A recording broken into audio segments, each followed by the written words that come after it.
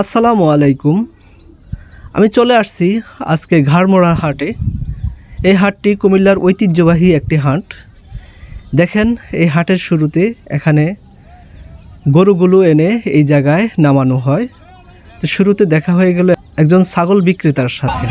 এই কত কত কত 22,000 চাও। বাচ্চা কয়টা? বাচ্চা কয়টা?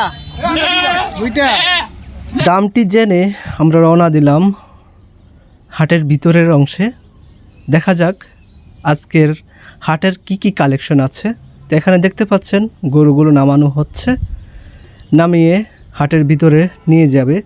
তো চলুন আমরা প্রথমে ঢুকি ছাগলের হাটে। এই যে দেখতে পাচ্ছেন অনেক ছাগল আজকে উঠেছে, তবে আশানুরূপ কম। অন্য অন্য বাজারের দিন যেমন ছাগল উঠে, অনেক ছাগল উঠে এবং বিভিন্ন প্রজাতির ছাগল উঠে, কিন্তু আজকে সে তুলনায় অনেক কম। তো ছাগলের হাটের পরে আমরা চলে আসছি বাছুরের হাটে। এখানে বিভিন্ন ধরনের দেশি বিদেশি বিভিন্ন জাতের বাছুর এখানে পাওয়া যায় এবং ষাঁড় বাছুর, বকনা বাছুর, সকল ধরনের বাছুরই এখানে পাওয়া যায়। তো এখানে দেখলাম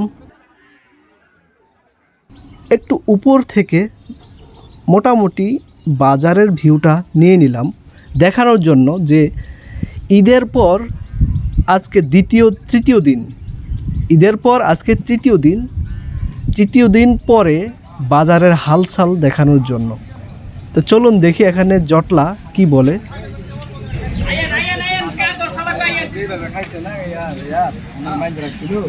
তো আজকে আমি হাটটিতে ঘুরে ঘুরে যে জিনিসটা বুঝতে পারলাম সেটা হলো এই হাটে গরুর পরিমাণ খুবই কম, কাস্টমারের পরিমাণও খুবই কম, সে সাথে ব্যাপারীর পরিমাণও খুবই কম।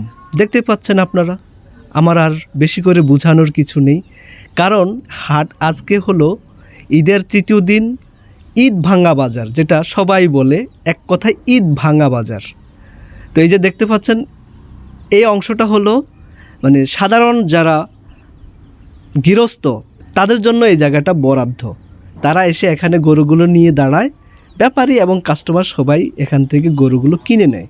গরু এবং ছাগলের হাটটি ঘুরে ঘুরে দেখে আমি চলে আসলাম কবুতর, হাঁস, মুরগির হাটে। এখানে দেখেন অনেক প্রজাতির কবুতর আছে, সেই সাথে একটি খরগোশ আমি দেখতে পেলাম।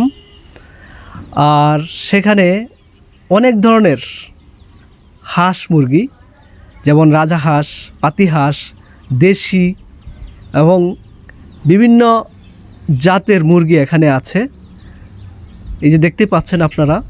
তো এখানে আমি আরেকটি বিষয় লক্ষ্য করলাম, সে বিষয়টি হলো ছোট ছোট হাঁসের বাচ্চা এবং মুরগির বাচ্চা দেখতে পেলাম। তো আমার কাছে এই জিনিসটা একটু ইন্টারেস্টিং মনে হলো যে এত ছোট ছোট হাঁসের বাচ্চা বাজারের মধ্যে, তাও এই গরমের মধ্যে, এটা কি সম্ভব? তারা সেভাবে ব্যবস্থা করে হয়তো নিয়ে এসেছে আর তারা জানে এটা সম্ভব। তো ধন্যবাদ আপনাদের সবাইকে আমার এই ভিডিওটি দেখার জন্য। কেমন লাগলো অবশ্যই কমেন্টস করে জানাবেন।